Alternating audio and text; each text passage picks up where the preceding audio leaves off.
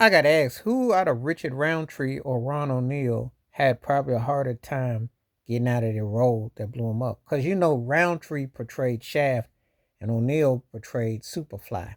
Which one do I think it was harder? Both of these guys were trained actors. A lot of people wouldn't even know that Ron O'Neal went to the same school as Al Pacino. And he was a versatile actor. He just said he took this particular role and it was happening at the time. And you know how that was.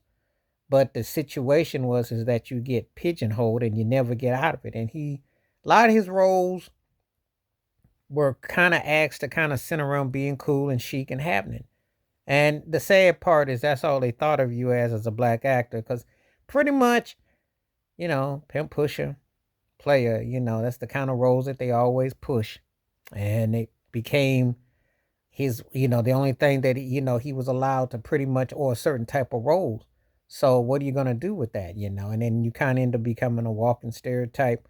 And that's what they play on type. So, but he was a very strong, authentic actor. I've seen him in quite a few films that he did, and the cat could act. He had style. It's just that, that Hollywood plantation, they put that lock on you, and that's all you get to do.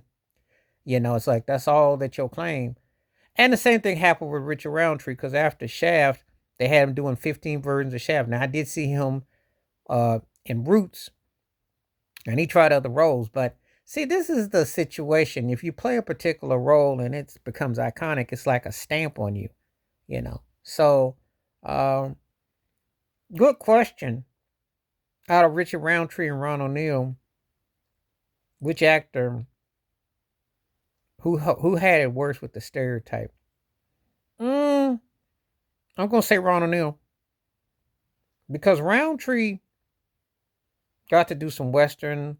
He got to do a few things and playing a detective and being cool, but he got to do a few things. Ron O'Neal playing that role in that street. He did do the sophisticated gents, which I liked him in. And he had like some other roles, but most of the stuff they gave him in Hollywood was of the hustle variation. And it didn't really give him a showcase his chops. That's a shame too. Because like I said, a lot of people don't even realize he went to the same school of theater as Al Pacino. But how the politics is, because they don't treat you like that. Like Al Pacino got to play the Godfather, but he also got to play, you know, different roles in his career. That was just how it goes. A lot of people don't like to, they don't like to tell the truth about how Hollywood works. But it doesn't give you a balance in terms of, having a career where you can be diverse, especially if you're a black actor. You don't get that. You don't get that luxury.